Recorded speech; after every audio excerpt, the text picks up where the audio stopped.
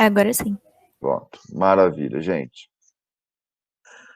Então, hoje é a última aula de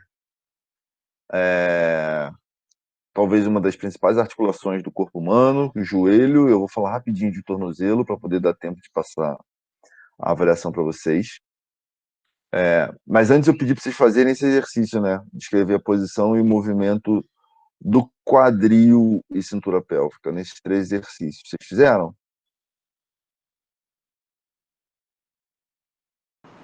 Dessa vez, não. Tá. Então, rapidamente, vou só falar o detalhe de variações desses 3 exercícios. Se você compara esse exercício aqui com esse exercício aqui com esse exercício aqui, a única coisa que vai mudar é a posição do quadril. Aqui eu estou em posição anatômica, por mais que a gente não esteja vendo ele de frente, a gente percebe que a posição está anatômica, que os pés estão paralelos, tá? Aqui você começa a ver que a ponta dos pés está virada para fora. Ela estando virada para fora, a única articulação que permite o movimento dessa posição da ponta do pé para fora é quando o quadril está em rotação externa. Aqui, então, aqui o quadril está em rotação externa, aqui ele está em posição anatômica no início do movimento, tá? Aí todos eles vão ter flexão e extensão de quadril. E aqui, nessa aqui de baixo, ele está em rotação externa, você vê a ponta do pé está virada para fora, e ele está com o quadril abduzido, porque senão ele estaria com o pé aqui. Aqui, deixa eu botar o pé aqui embaixo, abaixo do quadril. Não está. Se ele está assim, você pode ver que ele tem um ângulo de abdução de quadril e, além de tudo, está em rotação externa. Então, o movimento é de extensão de quadril, eu estou falando só de quadril, tá? Extensão do quadril, sendo que aqui eu estou em posição anatômica, partindo da posição anatômica, aqui eu estou com o quadril em rotação externa, e aqui eu estou com os quadris em rotação externa e abduzido. Tá certo?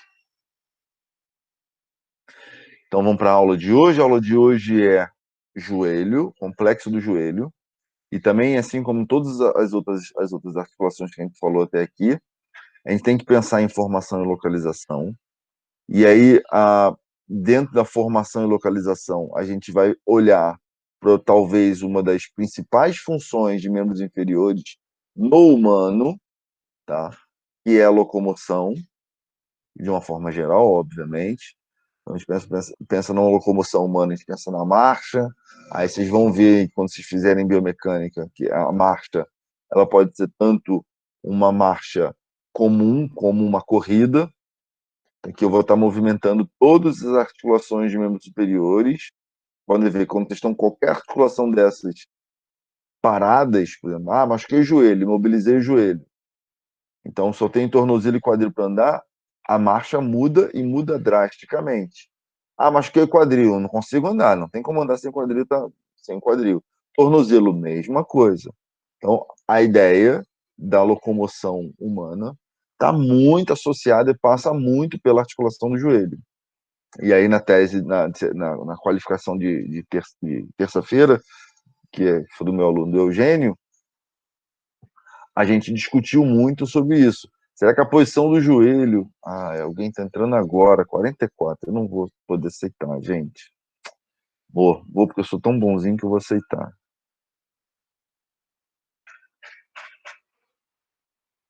João, boa noite quase, hein?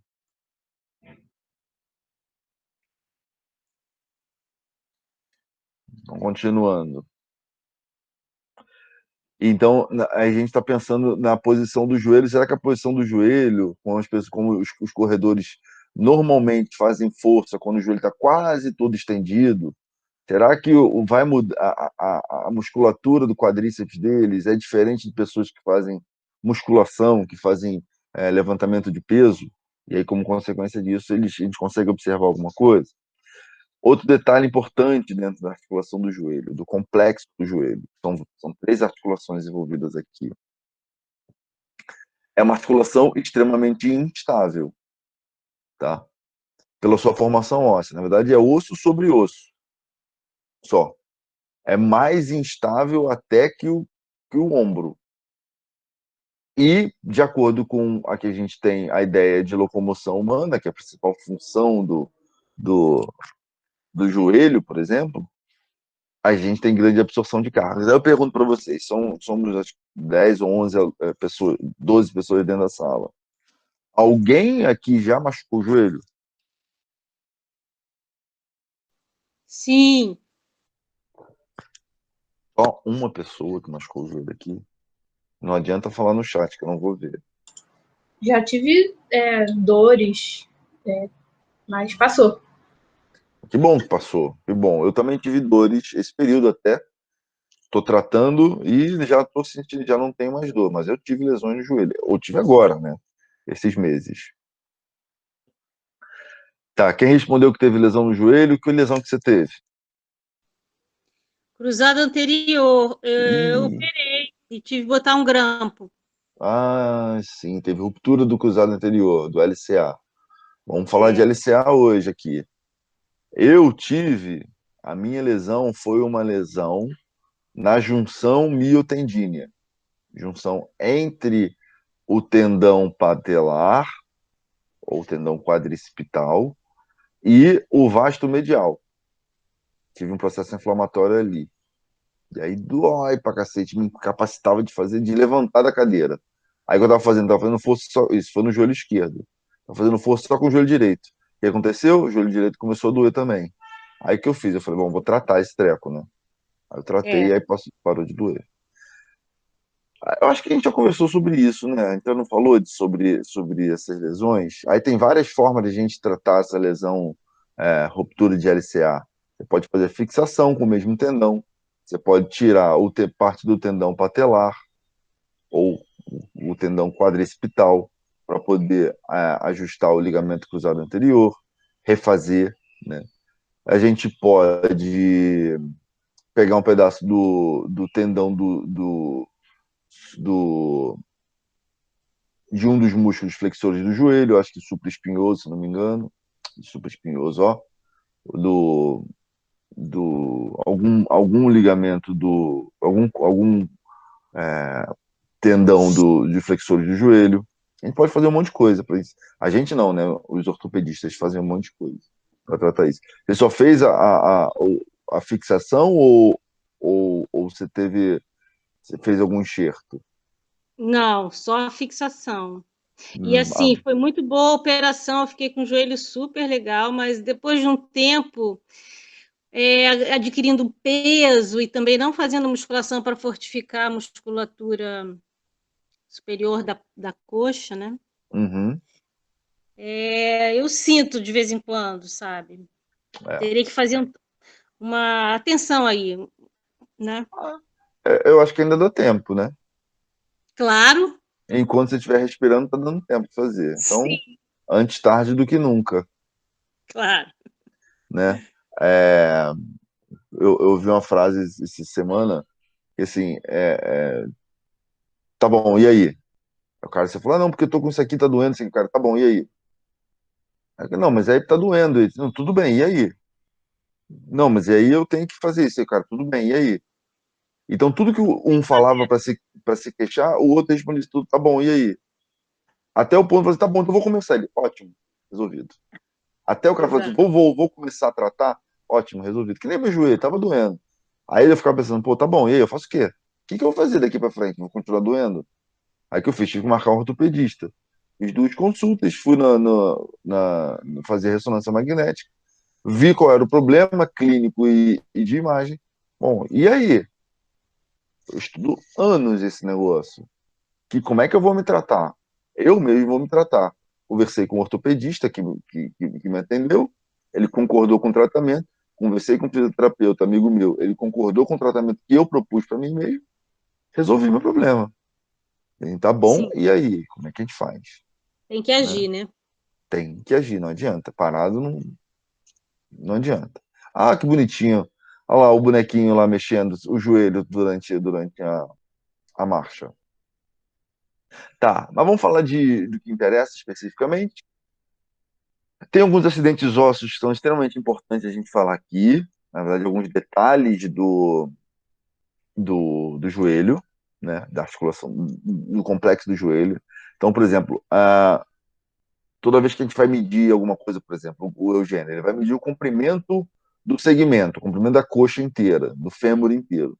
Então, ele vai pegar, não do fêmur, né, o comprimento da coxa. O fêmur está alinhado diagonalmente, não está exatamente vertical. Então, ele vai pegar o epicôndilo lateral e medial e vai pegar o trocânter maior dele. E ele vai medir exatamente o comprimento do segmento da coxa. Então, a gente tem epicôndilo lateral, epicôndilo medial, tá lá bonitinho. Isso aqui é um joelho direito, tá? Uma vista anterior. Aí aqui em preto eu tenho a fossa intercondilar. Aqui em azul eu tenho a patela, a face patelar. Aqui que a patela fica parada, hipoteticamente. Toda vez que eu mexo o joelho, a minha patela sobe e desce em relação ao fêmur. Aqui é um fêmur com o joelho flexionado.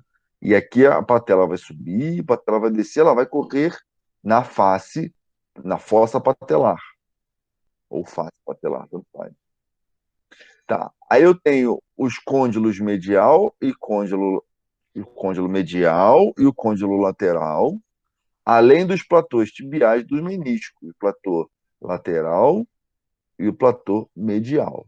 Então, eu sabendo todos esses detalhes do joelho, eu vou entender exatamente que eu tenho 4 ossos: a fíbula, a tíbia, o fêmur e a patela, que eles vão ter ligações entre eles para que a gente consiga fazer movimentos desse joelho.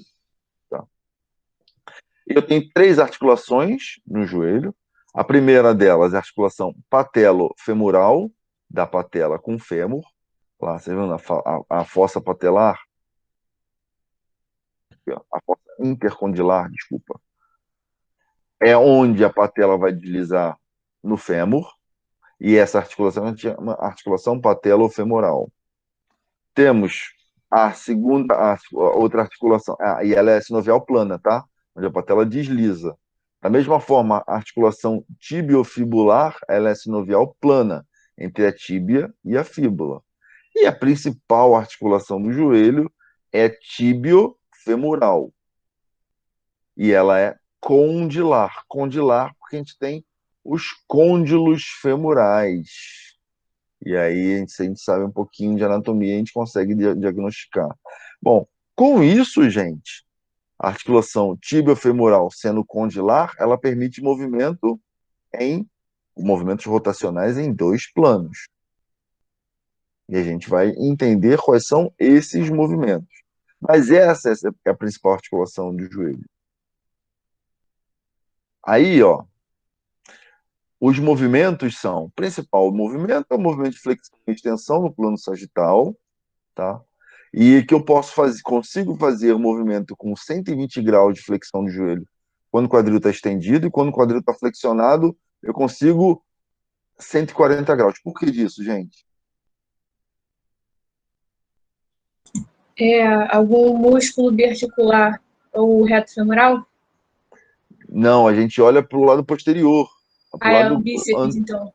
o bíceps femoral e o semitendinoso. Desculpa, o semitendinoso, semembranoso e o bíceps femoral, cabeça longa. Eles, quando o quadril está flexionado, eles ficam livres, eles liberam para que a gente consiga fazer amplitude de movimento maior. Quando o quadril está estendido, eles já começam um pouquinho encurtados, já estão um pouquinho encurtados, então a gente não consegue fazer grande movimento.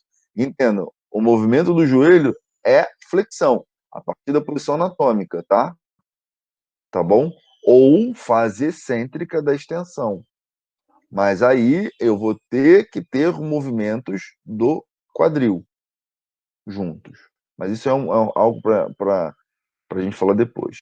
E se eu estiver fazendo um movimento passivo, eu vou ter 140 graus. Se eu pego a perna do cara, flexiono o joelho dele, eu vou conseguir ter 140 graus, tá bom? E como eu falei, a articulação tibiofemoral é uma articulação condilar, sendo condilar movimento em 2 graus de liberdade, ou 2 planos. O primeiro deles é esse de flexão, extensão.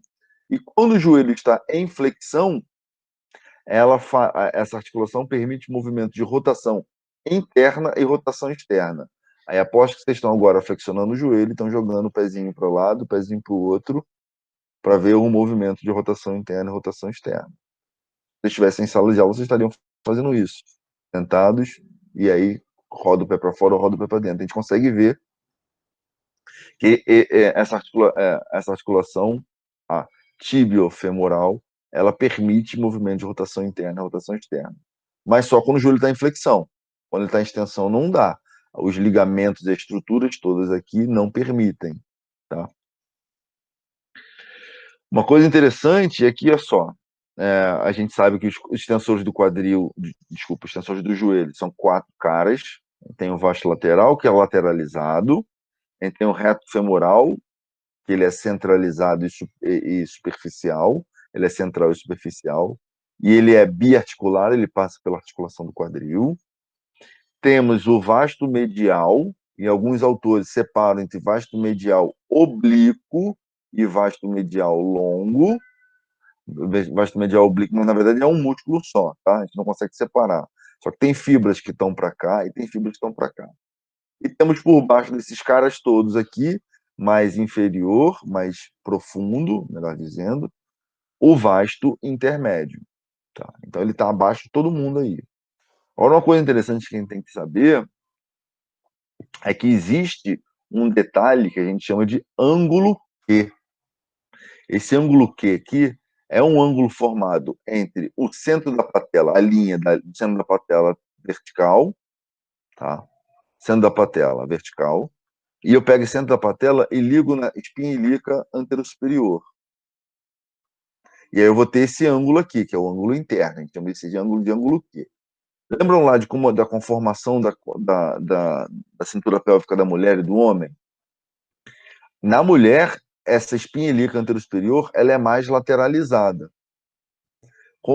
porque a cintura pélvica da mulher ela é maior, mais larga. Por ela ser lateralizada, mais lateralizada, esse ângulo Q da mulher ele é maior. Então, se ele é maior, lembra lá da força intercondilar.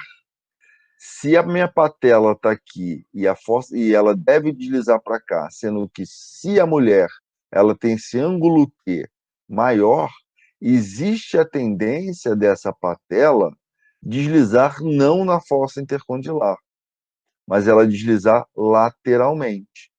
Se eu tenho um trilho para a patela correr bonitinho aqui e ela não corre no trilho, ela corre fora do trilho, tipo, ela descarrilha um lado da composição do trem, por exemplo.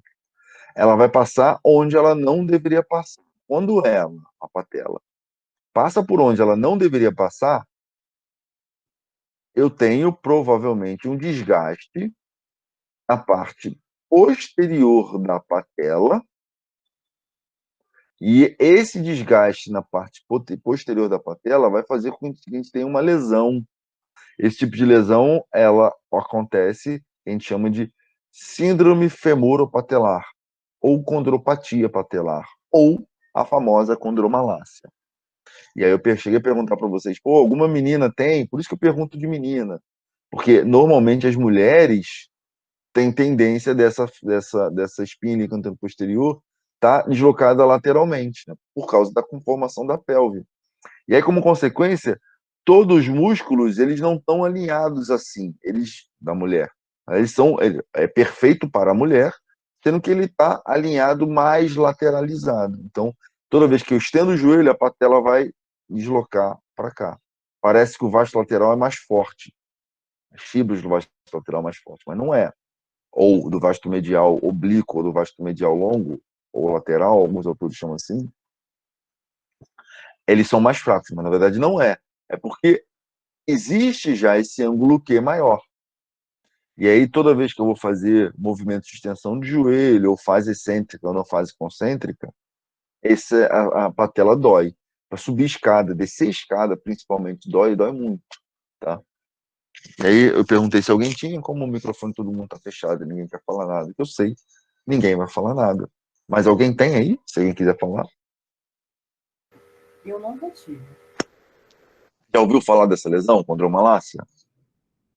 Também não, é novidade. Mas muitas pessoas reclamam, principalmente no trabalho, de dor no joelho. Eu até ia parar para pesquisar. Provavelmente, eu não sabia dessa relação entre quadril e pode ser entre a espinha ilíaca, esse ângulo Q. É muito bom saber, eu não sabia. Não sei se cheguei a comentar com vocês, eu fui personal trainer muitos anos da minha vida. E eu atendia exclusivamente pessoas que sentiam dores de joelho, coluna e ombro. São as articulações mais suscetíveis a lesões. E aí eu estudei muito essa área, me aperfeiçoei em tratamento, observação, baseado num exame clínico. O cara sentiu dor. O que você faz quando sente dor? Procura um médico, um ortopedista. O ortopedista vai dar o exame clínico, provavelmente ele vai pedir um exame de imagem. Hoje em dia a gente tem essa facilidade. Fazendo o exame de imagem, ele te traz uma resposta.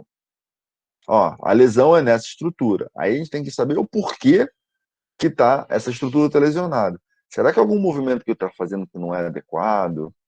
E aí, consequentemente, está lesionando? Existem alguns testes para isso. Por exemplo, existe um teste para eu saber se eu estou aumentando esse ângulo Q, que a gente chama de valgismo. Quanto maior esse ângulo Q existe natural para homens entre 10 e 15 graus e mulheres até 20 graus, tá? Desse ângulo Q. Quando passa de 20 graus, mais ou menos, a gente já começa a observar que existe esse ângulo externo, ele é menor do que ele deveria ser, esse ângulo externo do joelho. E aí, como consequência disso, a gente observa que a patela, e aí isso é um exame visual, clínico visual, tá? A patela provavelmente ela vai estar deslizando lateralmente. Aí tem pessoas que fazem esse valgismo quando estão fazendo um agachamento, ou descendo uma escada, por exemplo. E a gente consegue observar com muita clareza isso. Eu não sei se eu tenho slide aqui. Não, não tem. Para mostrar isso. E aí a gente consegue observar que provavelmente a causa está associado ao quadril se movimentando ou o tornozelo se movimentando. E aí, como consequência, o joelho que sofre esse problema todo. Tá? Então, a gente tem esses 4 músculos aqui que estendem o joelho. Há uns 5 anos atrás, saiu um trabalho mostrando que tem mais um músculo aqui, é o tensor do vasto intermédio.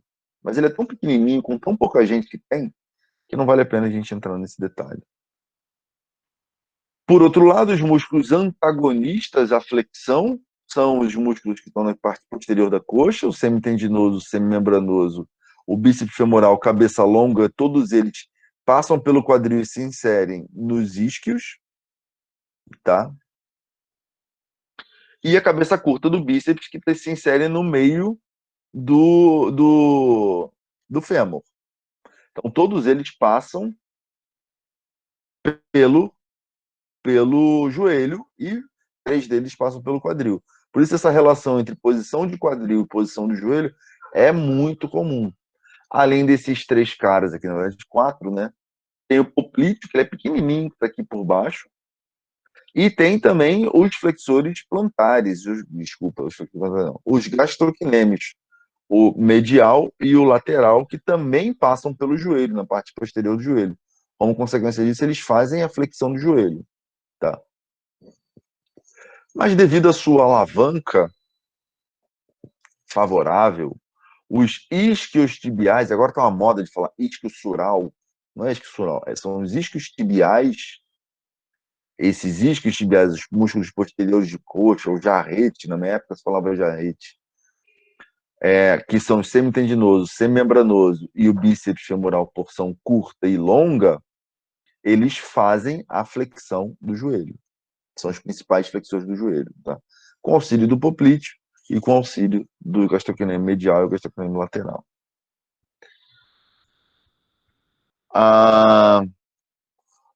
Aqui os rotadores internos. O sartório, desculpa, rotadores externos. O sartório, tá? E rotadores internos, o semimembranoso, o semitendinoso, a cabeça curta e longa do bíceps e o poplíteo faz a rotação interna. São pequenos movimentos que eles fazem, apenas com o joelho flexionado. Mas interessante que eu queria mostrar para vocês aqui é isso aqui, ó. Dentre os tecidos cartilaginosos que envolvem o joelho, que tendem a aumentar a estabilidade de uma articulação extremamente móvel e, consequentemente, instável, a gente tem os meniscos. São discos cartilaginosos localizados entre os côndilos tibiais e femorais. Então, essa imagem aqui é interessante, que é um corte transversal, num plano transversal, que eu consigo observar exatamente como são os meniscos. Aqui é como se tivesse tirado o fêmur, só tenho a tíbia. Então tá aqui, ó. Eu tenho o côndilo lateral, tenho o côndilo medial, tá? Que fazem parte do menisco. E aí eu chamo isso aqui de corno, tá? Que formam um C. São os cornos mediais e o corno medial e o corno lateral do menisco. Tem como função aumento da congruência articular, assim como o disco intervertebral, estabilização da articulação, consequentemente, quanto mais congruência, mais estável. Ela absorve forças. Toda vez que eu estou batendo o pé no chão, numa corrida, numa caminhar, subir numa escada, eu tenho uma força que vai empurrar meu pé para cima, né, que vai empurrar meu pé de baixo para cima, e como consequência disso, o pé vai empurrar o tornozelo, vai empurrar a tíbia e o fêmur, desculpa, a tíbia e a fíbula, a tíbia vai empurrar o fêmur para cima. Tudo as forças vão subindo, tá? E aí a gente vai absorver choques e transmitir forças, distribuir e transmitir cargas. E aí, quanto maior a área de contato, menor essa minha pressão em cima de um ponto. Alguém já ouviu falar de lesão de menisco? Eu já, quando eu estava estagiando, eu estagiei 3 meses. Foi uma moça lá com a lesão alça de balde, né? E ela não precisou de operar, mas assim, no primeiro dia que ela chegou, ela estava morrendo de medo de andar, porque no dia ela sentiu muita dor e tal. Mas ela foi evoluindo, graças a Deus. Tá, perfeito. As lesões de menisco, normalmente elas são cirúrgicas. Porque como é tecido cartilaginoso, ele não regenera. Ele não é irrigado por sangue, então ele não regenera. Então, machuquei o menisco, tive uma lesão de menisco. Aí, por exemplo, peguei essa parte aqui do menisco medial e machuquei esse pedaço aqui. Antigamente, não sei se vocês conhecem, teve um jogador de futebol que foi um dos maiores centroavantes do Brasil de todos os tempos, chamado Reinaldo, década de 80. Ele jogava no Atlético Mineiro. Ele teve uma lesão de menisco e antigamente se retirava o menisco inteiro. Ou seja, ele não tinha mais disco cartilaginoso que impedia que o fêmur batesse na tíbia. Olha o nível que chega. Retirou o menisco inteiro de um joelho dele. Ele sentia dores horríveis, parou de jogar cedo. Nem jogou nem Copa do Mundo direito, se eu não me engano. É um dos maiores centroavantes de todos os tempos que o Brasil teve, um dos maiores atacantes. E ele retirou o menisco inteiro de um joelho, depois tirou de outro joelho, se eu não me engano, e parou de jogar. Não tinha como continuar jogando. Hoje em dia, se eu tenho uma lesão pequenininha aqui, o que se faz? Entra no hospital de manhã, por uma técnica chamada artroplastia, os caras pegam e retiram via vídeo, não sei se é artroplastia o nome, eles retiram via vídeo o tecido que está machucado, necrosou, que está lesionado, retira o pedaço, às vezes coloca um enxerto, mas normalmente não, e vida que segue normal. O cara de tarde já sai do hospital. Tá? Isso Artroscopia? seria a artroscopia? Artroscopia, isso. Ah, Isso, esse é o nome. Desculpa. Tá? Isso é muito comum, muito comum. Lesão muito comum de joelho. Tira isso aí. Hoje, o jogador de futebol recupera rápido em relação a isso. Tá? Aqui é um vídeo que está passando direto. Só para vocês terem ideia de como funciona, aqui eu não sei se eu ia mostrar para vocês. Isso aqui é um vídeo de flexão de joelho. Thiago, não tá aparecendo. Não está aparecendo o vídeo? Agora, Pra mim agora tá. pra mim tá. Ele é meio travadinho mesmo. Repara o seguinte, durante a fase excêntrica da extensão do joelho, eu tenho 2 eixos articulares do joelho, ele vai mudando. em que eu tenho, como consequência disso, eu vou ter um movimento de rotação e um movimento de translação. Ou seja, tem um movimento de deslizamento. Mas isso acontece no menisco lateral. Olha só como ele está deslizando a um pedaço, a ponto de contato do fêmur. Ele está deslizando para trás durante o movimento de flexão. Tá vendo? Graus de flexão. Quando chega ao máximo de flexão, a normalmente você vê que ele vai deslizando para trás e para frente. No menisco medial, não acontece nada. Deixa eu ver se consigo voltar. Vamos ver se vai passar. Olha lá, tá vendo que eu tenho um eixo verde, ela deslizou, rodou o verde. Aí, bom, agora eu só tenho uma rotação, eu tenho um ponto de contato. E eu mudei o centro rotacional do joelho. Ou seja, eu tenho um movimento de deslizamento, principalmente no menisco lateral, e como conseguir, acabou, agora entra em contato azul. O que vai acontecer? A partir dos 30 graus, aí é só azul. Aí eu tenho um eixo rotacional. Para a gente ver como a gente pode simplificar a nossa vida na cinesiologia, falando que o joelho apenas roda, mas na verdade ele não só roda, ele roda e desliza. Ele roda os primeiros 30 graus, desliza um pouquinho, para depois continuar rodando. Tá? E aí, eu tenho ligamentos que tendem a aumentar essa estabilidade do joelho. Eu tenho os ligamentos colaterais, o medial e o colateral lateral, tá? Ou algumas pessoas chamam de fibular e o lateral e o tibial, o medial, mas é mais fácil falar colateral lateral e colateral medial. E toda vez que eu tendo a afastar a parte distal da perna para lá, isso aqui seria um ligamento, um joelho direito, tá, gente?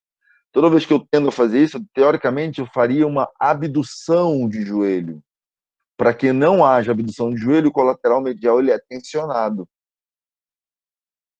Toda vez que eu teria uma adução de joelho, ou o varo, o colateral lateral, ele é tensionado, ele evita esse movimento. Tá? E aí, como consequência disso, a gente tem uma estabilidade transversal, eles limitam o movimento de varo e valgo, ou abdução e adução, e limitam rotação externa e a rotação externa em extensão. Então, esses caras são extremamente importantes na estabilidade do joelho, por ser uma articulação extremamente instável.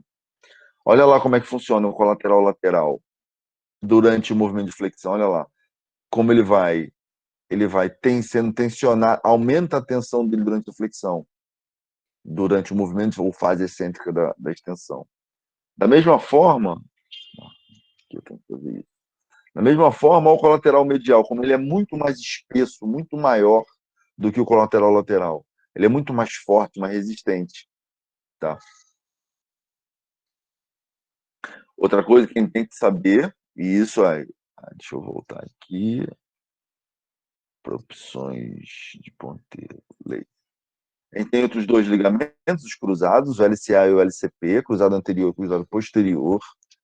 Alguém aí falou que já teve ruptura do ligamento cruzado anterior, então ele está inserido na parte posterior do fêmur e a parte anterior da tíbia.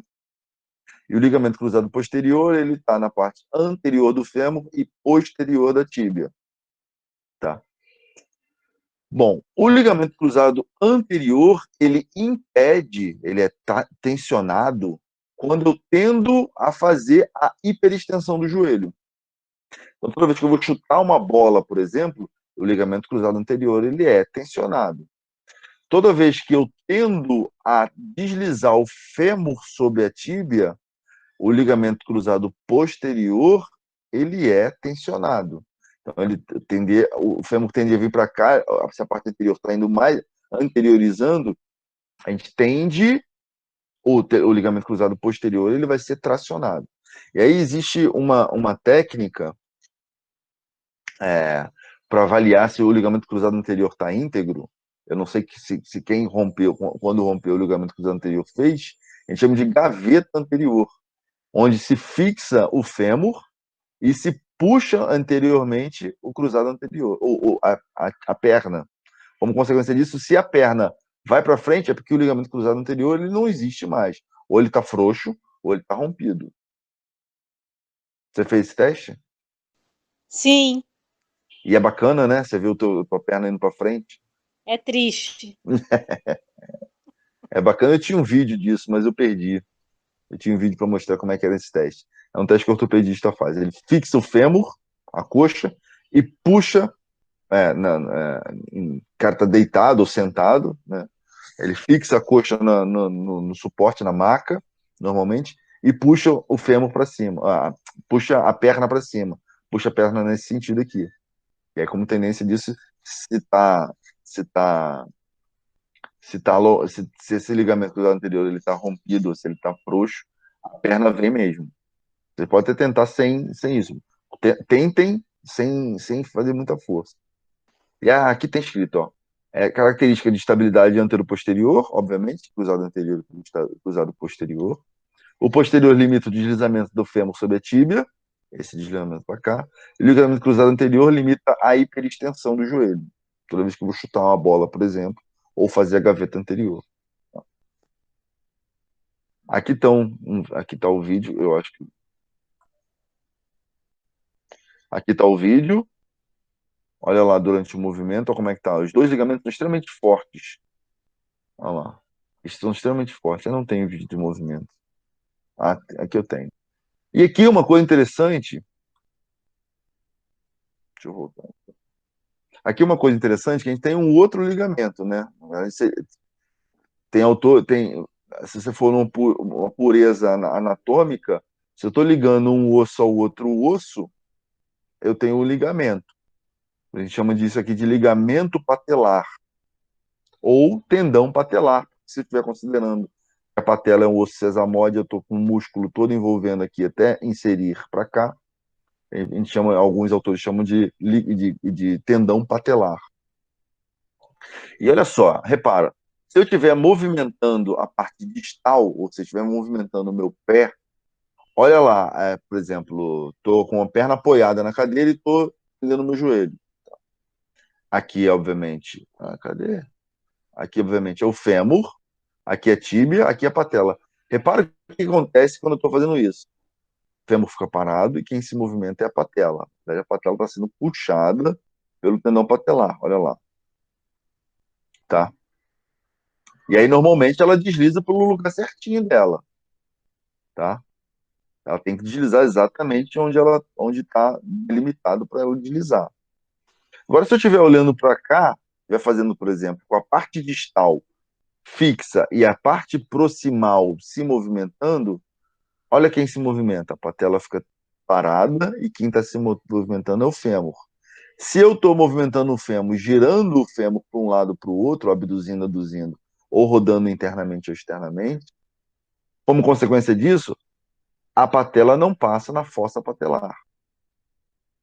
E aí, por isso que aquelas lesões, aquela lesão que eu falei, que talvez seja a lesão mais frequente, a condropatia patelar, a lesão mais frequente hoje em dia, ela acontece principalmente quando eu estou com a parte distal fixa e a parte proximal movimentando. Por exemplo, subindo uma escada, fazendo um agachamento, levantando da cadeira, descendo de uma escada. E tudo isso eu estou movimentando o fêmur e a tíbia está ficando parada. E aí, como você consegue, se eu estou movimentando esse parte de cá, isso pode machucar. Tem um dos caras que mais estuda isso, é um cara chamado Christopher Powers. Ele veio no Brasil algumas vezes. Outra coisa interessante, gente, eu vou voltar a ponteira aqui, é a função da patela. Não sei se vocês conhecem alguém que não tem patela, mas tem pessoas que nasceram sem patela ou por algum acidente de moto, por exemplo, algum esporte, acidente de carro, pode ter fraturado a patela e te retirou o osso. Lembra lá, se eu tiver um ângulo de inserção de 21 graus aqui, por exemplo, na patela, faz com que eu tenha o meu vetor de força da minha... Deixa eu ver se eu vou voltar aqui para a caneta. Caneta. Lembra lá, se eu tenho um vetor aqui de força, esse aqui seria a força muscular, e estou fazendo a extensão, se eu tenho esse ângulo aqui de 21 graus, a componente da minha alavanca que vai fazer força, se eu decompor essa força do tendão patelar, seria essa aqui. Correto? Então, essa força aqui seria a força, nesse caso, por essa condição, força de X, em X. Se eu estiver olhando para cá, se eu estiver numa condição onde eu não tenho patela, eu perdi esse osso aqui, a linha de ação da força do quadríceps ou tendão patelar vai ser aqui. E esse ângulo aqui, sendo de 3 graus, olha o tamanhozinho da minha componente da força, do F de X. Aqui, como é que ele vai ser? Ele vai ser pequenininho. Ele sendo pequenininho, é muito menos eficiente.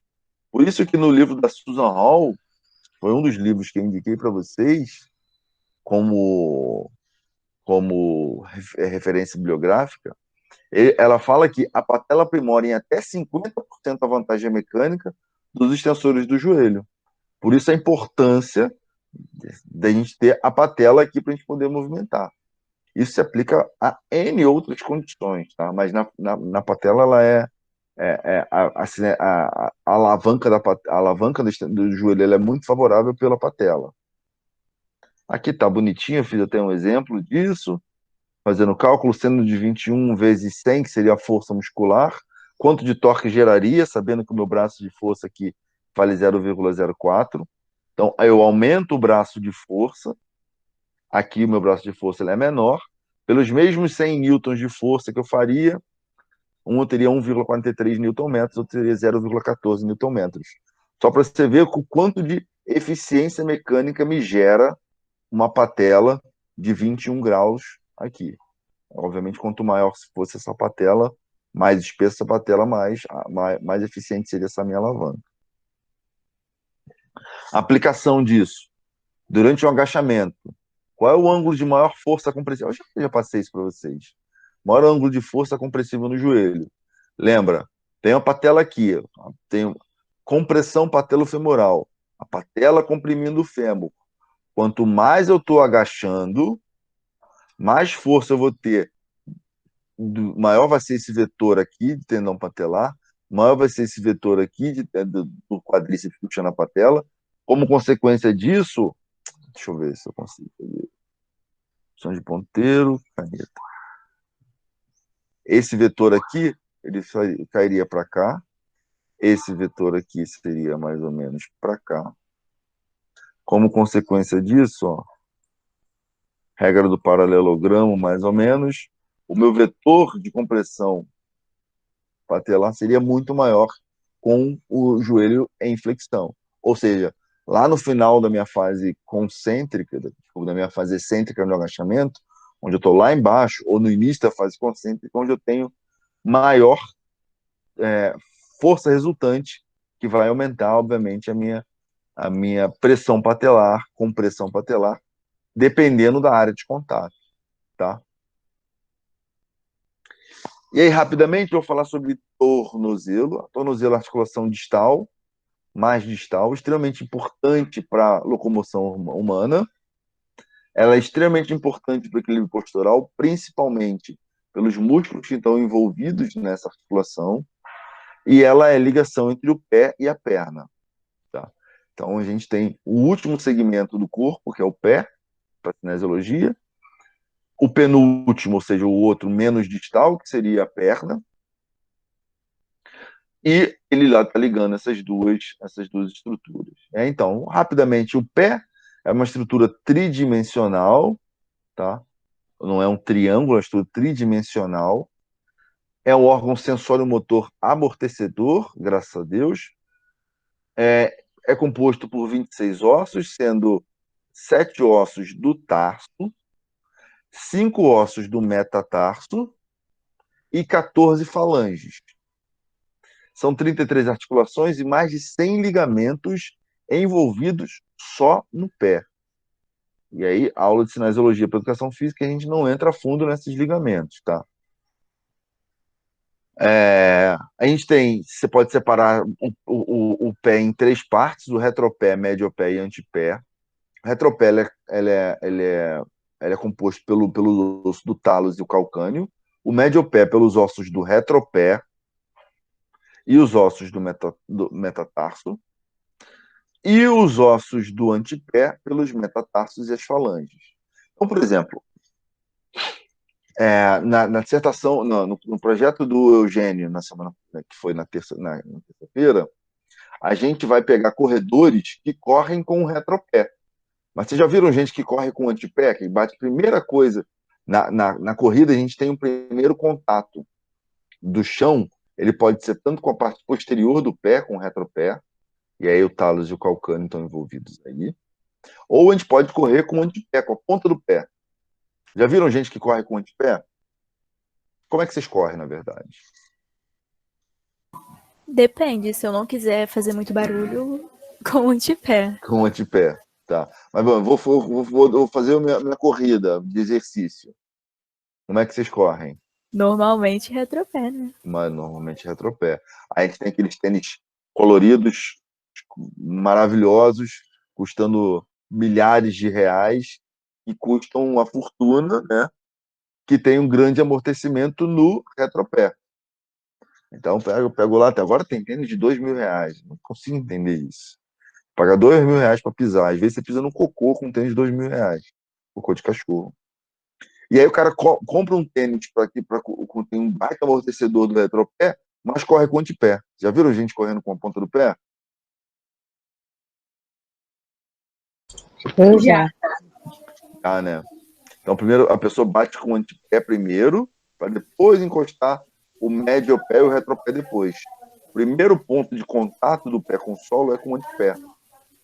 E vocês sabem que, obviamente, se eu estou correndo na ponta do pé, para bater o antepé primeiro, eu tenho que correr na ponta do pé, né?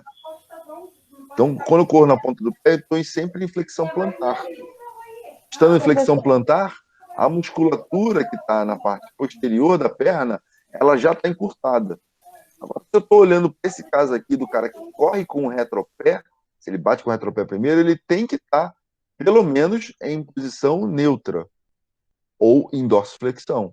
Como consequência disso, a musculatura posterior da perna vai estar alongada.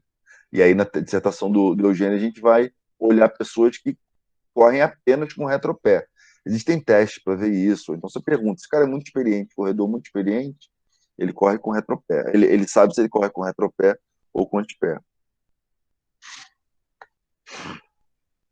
Vamos para a anatomia? A anatomia, eu já comecei a passar para vocês a anatomia do tornozelo. É composta pela tíbia, a fíbula, que é lateralizada, o calcâneo e o talos, tá? A gente tem uma articulação tibiofibular distal, entre a tíbia e a fíbula, proximal no joelho e distal no tornozelo, tá, gente? É uma sindesmose, ou seja, não permite movimentos grandes. A gente tem também a articulação tibiotalar ou talocrural, entre o talos e a tíbia.